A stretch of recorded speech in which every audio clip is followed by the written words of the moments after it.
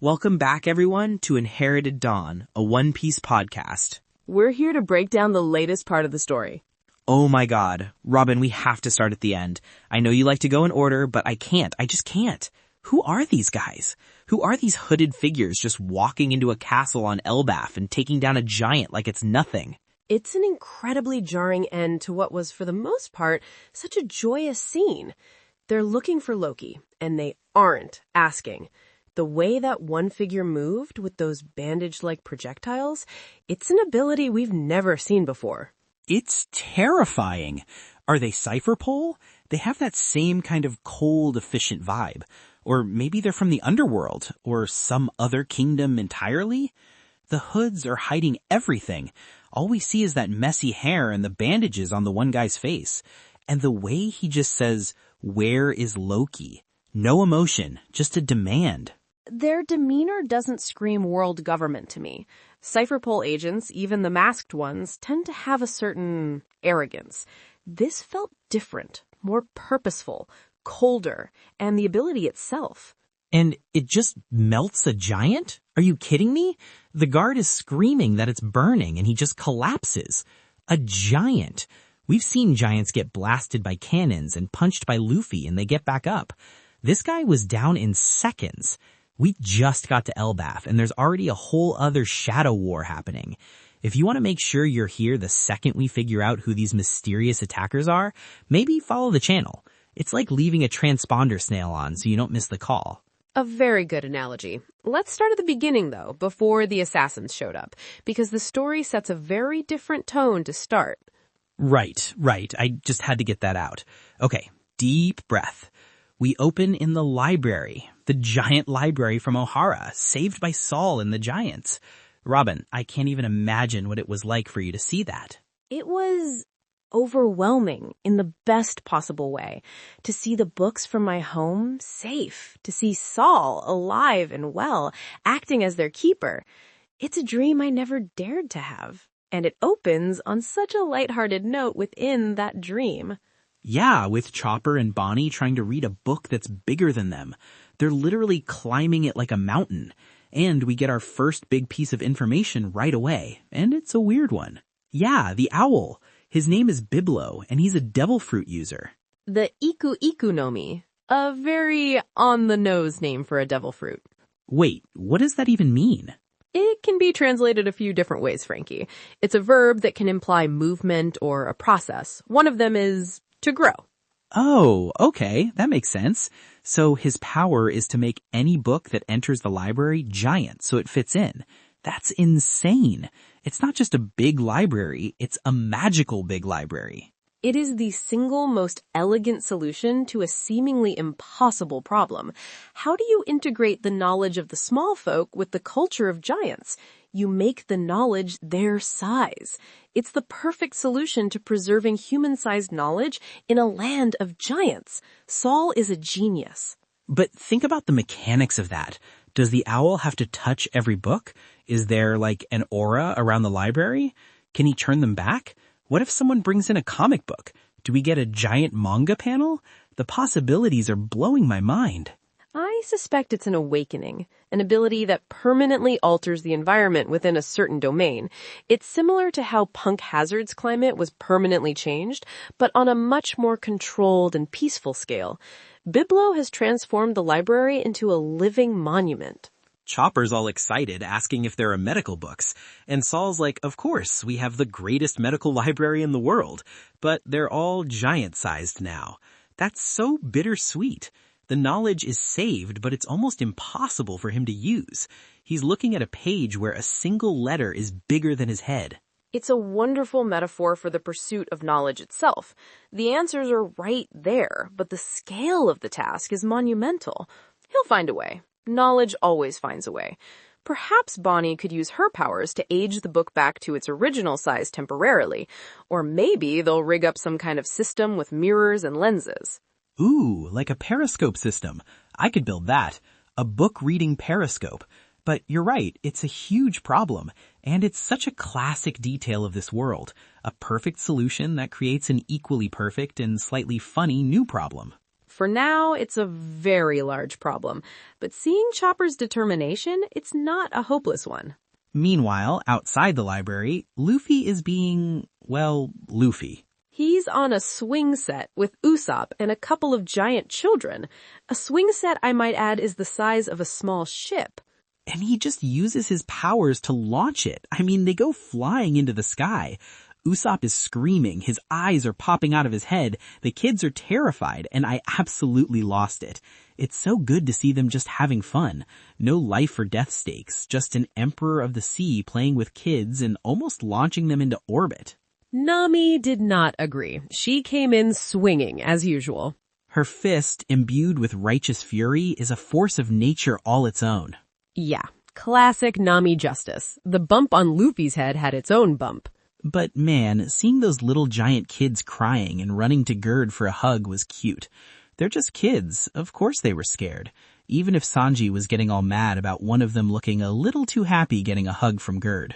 Sanji will be Sanji. His priorities are consistent. But this leads to an interesting moment with Luffy and Usopp once the chaos dies down. It really does. Luffy's a little disappointed. He says he thought Elbaph would be more rough and tumble, more of a warrior culture.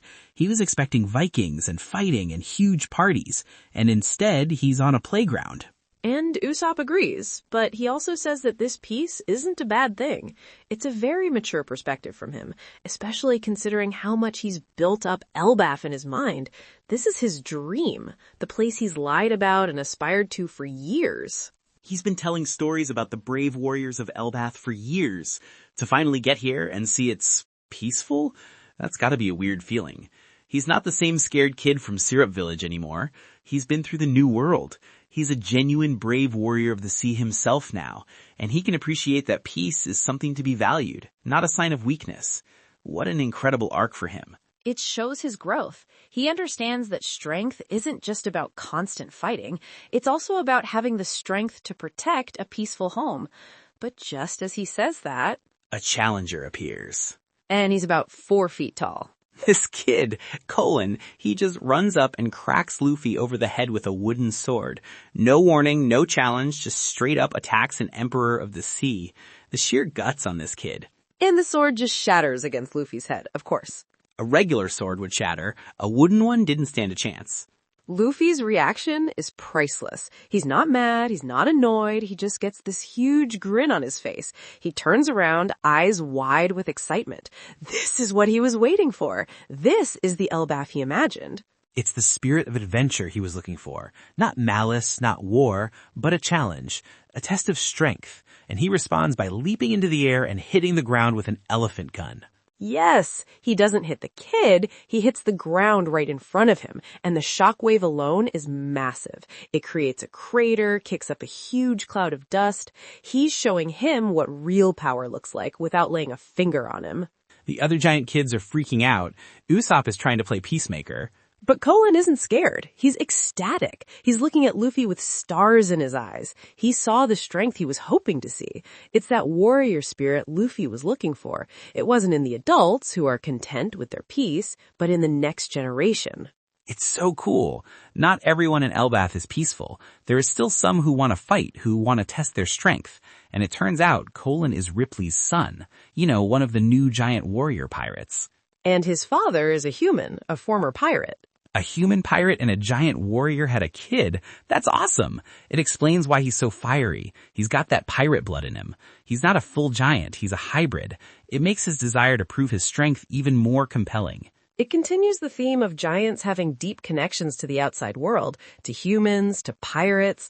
We had Oimo and Kashi with the Franky family, Hajudeen who served under Buggy and now Luffy, Dory and Brogy's connection to the little garden crew, and now we learn about Ripley and her husband.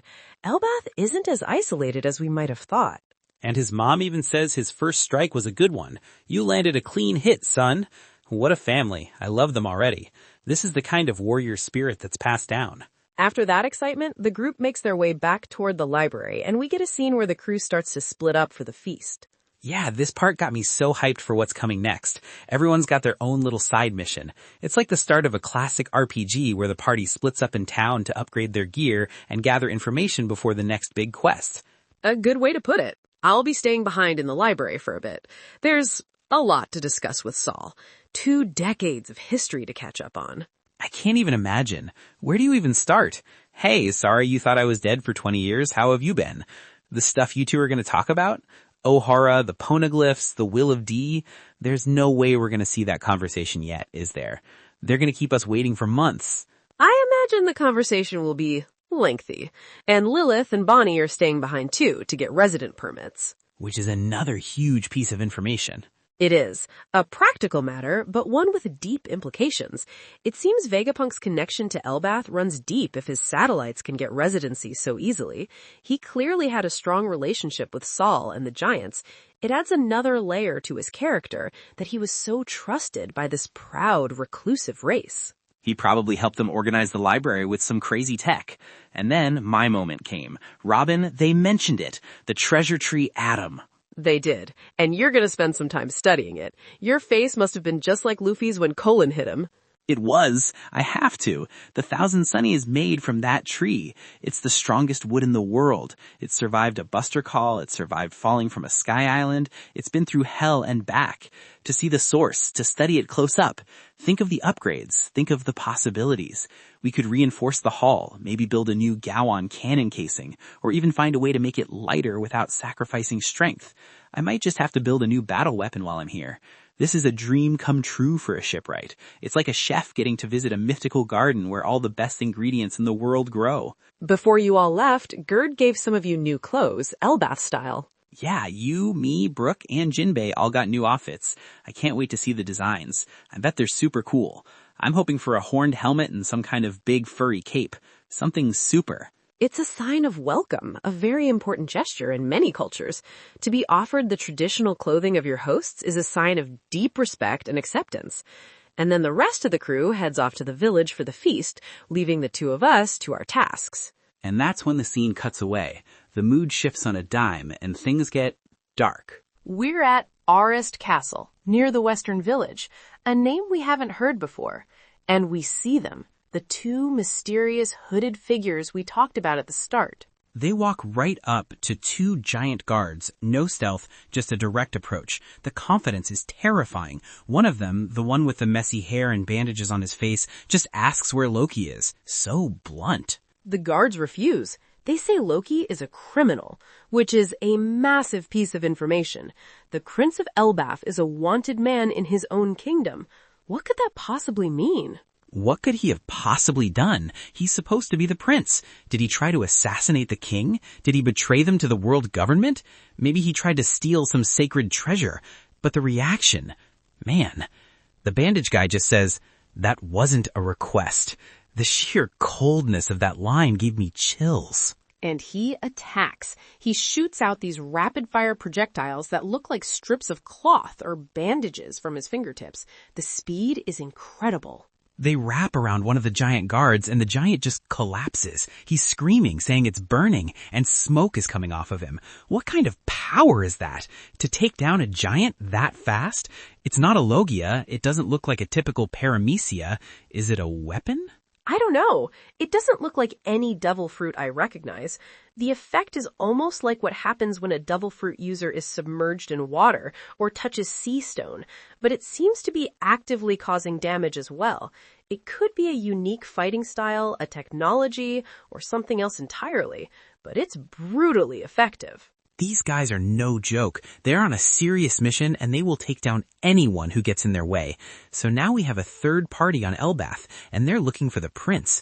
This is getting complicated fast. Elbaph is clearly not the simple, unified warrior kingdom Usopp dreamed of.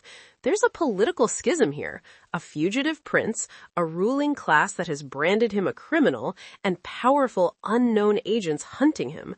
The peace Luffy and Usopp observed might be a very fragile one. While that's all happening, Luffy and the others arrive at the feast, and it's a party. The tone shifts right back to pure joy. A classic Straw Hat welcome. The giants are all there, raising their mugs, toasting the Straw Hats.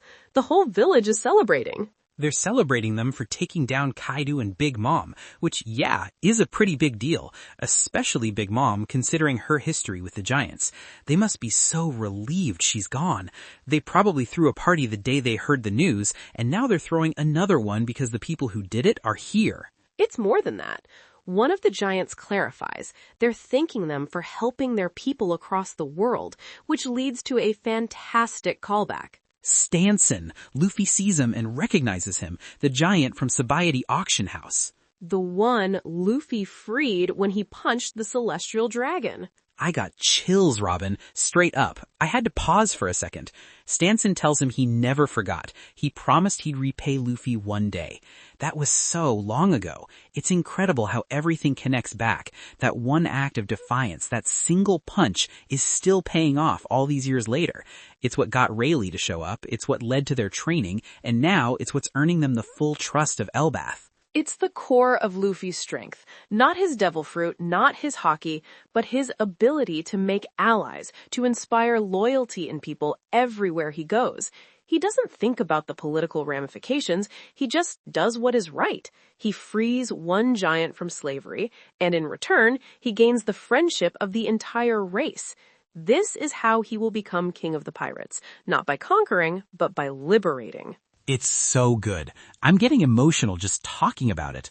And then the old guy shows up, the absolute legend.